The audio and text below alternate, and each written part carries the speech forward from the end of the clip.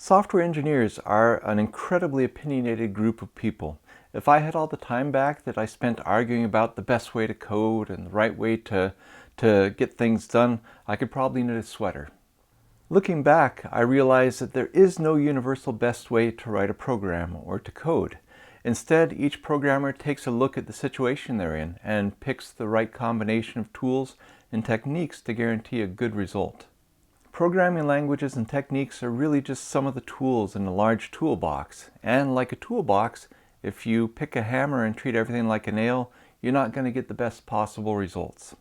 Hi, I'm John Miller, the Deliberate Engineer. I spent 40 years programming in a variety of places, including the last 30 years mostly in big tech at companies like Microsoft, Amazon, Google, and Oracle. I've worked in a variety of different environments, including big tech, smaller companies, academia, and even government work. I also have worked in a whole bunch of different languages, including C, C++, C#, Java, Fortran, even Wang Basic and 8086 assembler. Today I'd like to share some tips about coding in general and production coding, but in particular about situational coding, that is, picking the right way to program given one of a variety of situations that you happen to find yourself in.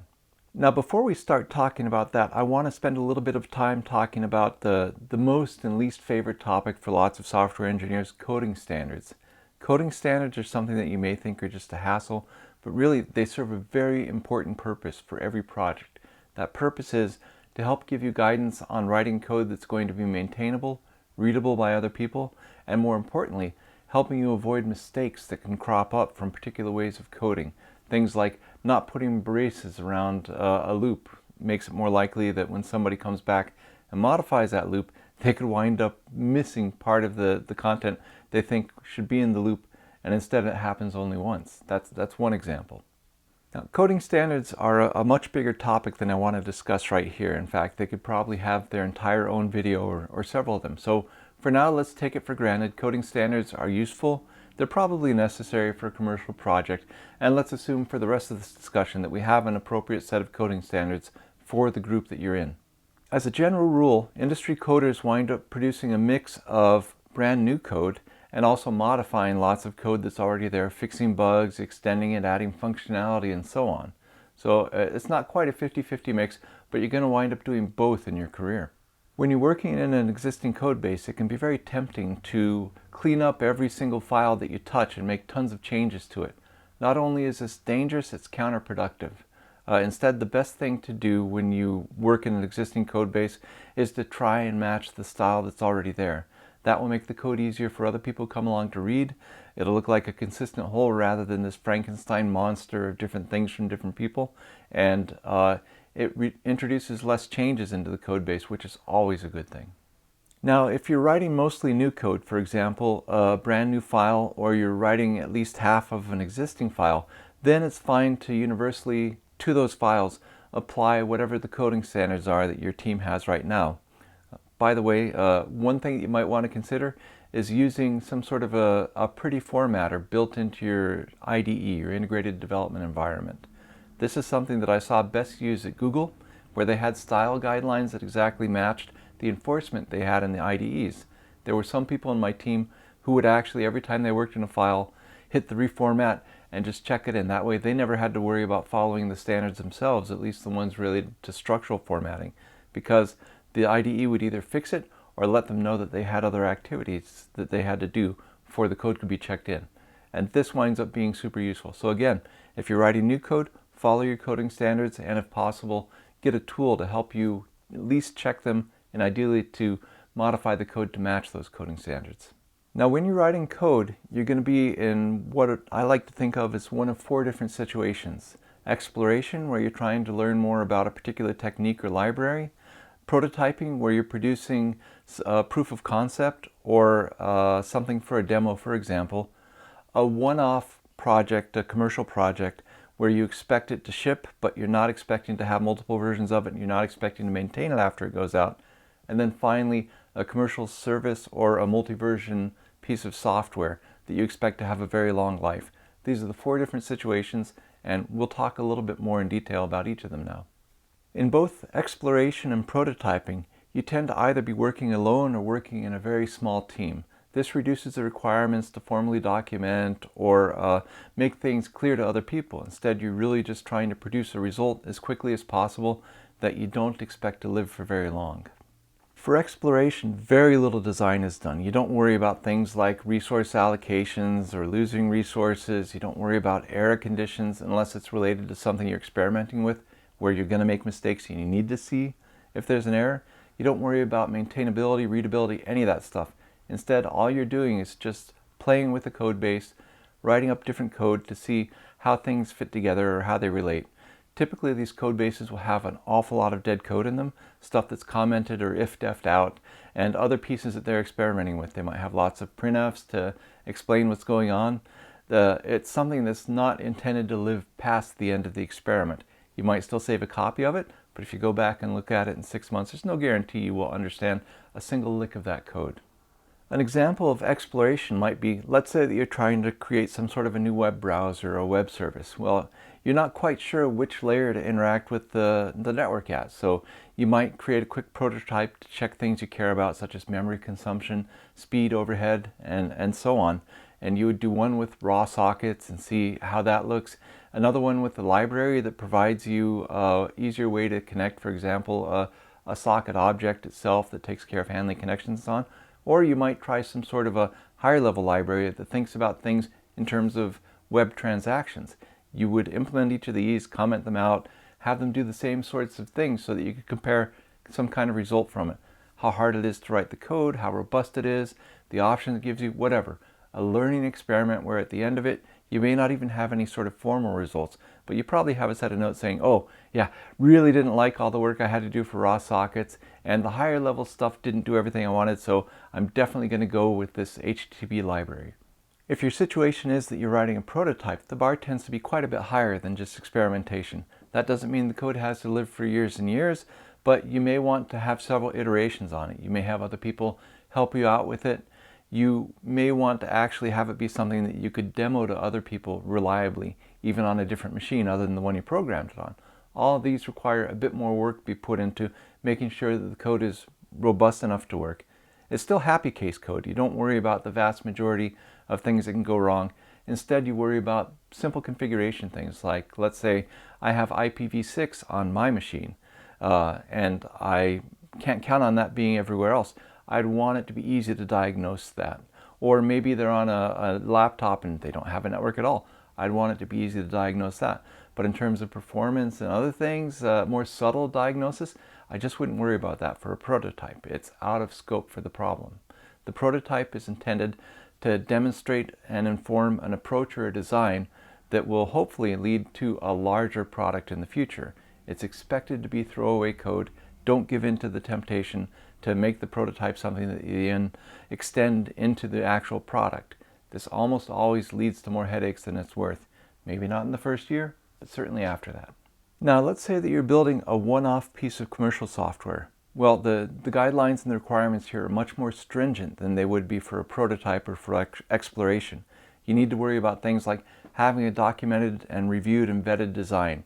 You want to have good coding standards that you follow to make sure that the code is a cohesive whole that any of a variety of people can work on and move forward. You need to make sure that there's tests, unit tests, integration tests, and so on to validate the quality of the code that you're producing. You might need to even have test suites that can be run on a variety of platforms if that's the target for this particular code that you're writing. As you write your code, you're also not just looking for the happy cases. You're doing error checking on most or all of the APIs that you call in all the situations. You pay careful attention to resource consumption and make sure that your system can work adequately in the face of loss of resources. You make sure that it's debuggable and diagnosable. You have a set of tracing libraries and presumably a set of logging libraries that will help you diagnose any problems that come up. You need to have a deployment mechanism for it and ideally an undeployment or an uninstall mechanism for it as well. All this is work that goes into commercial software development, and the requirements are much heavier than the prototyping and the exploration, as I mentioned earlier. You would also typically have more support processes for this type of coding. For example, you would start having code reviews where people actually review significant design changes you make and any code that you make, and you would accept feedback from that and revise your design accordingly. You'd have a set of formal requirements that you're following and implementing against that guide what you do and don't put into this product. There would be other things that you probably wouldn't do. Since it's not intended to be a multi-version product, you wouldn't worry about things like extensibility, so you wouldn't necessarily build a plug-in model to it. You also wouldn't worry about platforms that you're not going to, so again, you wouldn't make it quite as modular in the name of having the code be more reliable and having it be quicker to write. Modules and snap-ins are great things for certain circumstances for software, but in general they make the code more brittle, they require compromises in terms of functionality, and they have performance impact. So it's something you don't want to do unless you absolutely need to. And for the most part, for a one-off software release, you don't need to. When it comes to choosing your programming language and your libraries, you also take a look at the requirements of this commercial software. For example, let's say the performance is very important. In that case, you would want to take a look and choose a language and a subsystem that probably doesn't have garbage collection. You want to have more explicit control over the resources. You also want to take a careful look at whether you can deal with boxing and unboxing of intrinsic data types, or whether that's something that would introduce too much overhead. When it comes to object-oriented programming, you might want to consider whether you want to deal with virtual objects. The interface layer, the virtual layer, for many programming languages introduces overhead with every single call and every variable access. It's not, double the size of code, but it can still slow down a program. So you need to make those decisions explicitly and carefully when you're crossing this border and doing commercial software. Now, the last situation, and one that you're unlikely to find yourself in unless you're working at some large company that has multiple revisions of software, is the software that's intended to survive through multiple versions. The examples that I have are maybe a little bigger than typical, but they'd be things like the Windows operating system or AWS services, things that there's multiple revisions of over time. For this case, you pay a lot more attention to a different set of things than you do for even the one-off code release. For one-off commercial code, the normal things you would be considering would be related to resource consumption, performance, that sort of stuff. For a multi-version code base where you expect it to live for a long time, the balance sort of shifts. Those things are still important, but they're not as important as clarity and extensibility and maintainability. When you're making a piece of software that you expect to survive multiple versions and multiple changes in staff, which always happens, then the goal is to make the software as easily read and understood as possible. In the other types of software, in the other situations, it can be perfectly acceptable to write some really clever, pithy code that does something amazing in half the cycles of everything else. When you're talking about a code that's going to be maintained and taken care of by a variety of stewards over the years, that's exactly the sort of thing you don't want to do. If something is clever, generally speaking, you shouldn't implement it. Instead, you write very simple, slightly less performant, but obvious code. The goal here is that when somebody comes along after you've left the company and sees your code, they can understand what's going on with it. If it got broken by a related component that changed its functionality, for example, then somebody can come in and modify it without having to work too hard to understand it. The simple reality is, if your code is hard to understand because it's clever, even if it's 3 times as performant as what follows, somebody who's coming in and having to maintain it or having to take ownership of that component is very likely to throw away all of your clever code and put something they understand in it instead. So if you want your code to survive, if you want it to have legs and have a life in the company beyond your time in that project, then absolutely you need to focus on understandability, maintainability, documentation, extensibility for the code you write. Much more important than resource consumption, much more important than how efficient it is and how performant it is.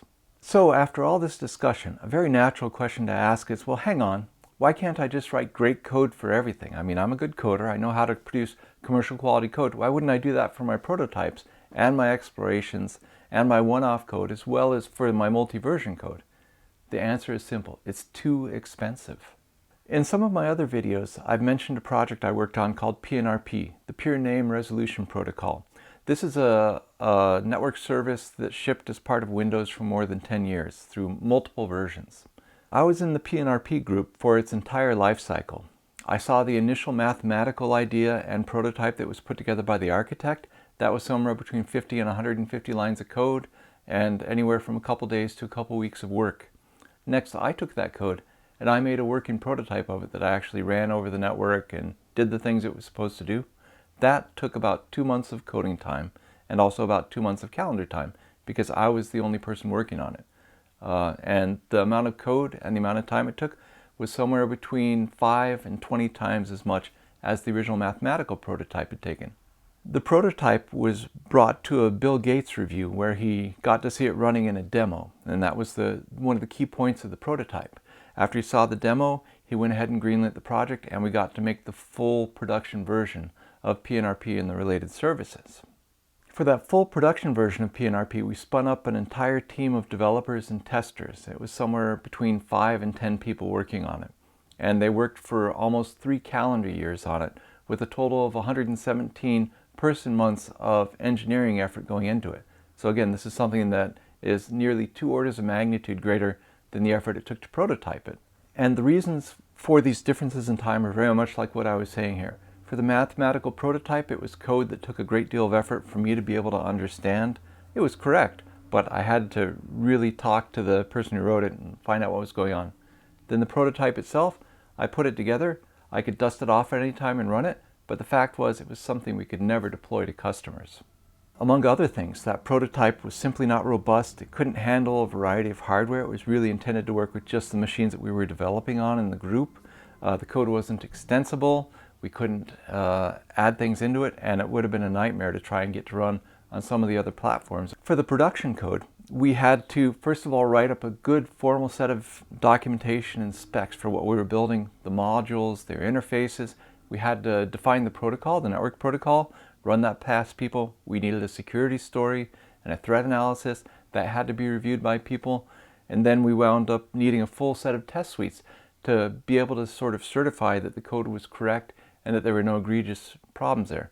Just like I said earlier, we had to come up with ways of tracing and debugging and analyzing both the correctness and the performance of the protocol. These are just some of the things that went into making it so much bigger.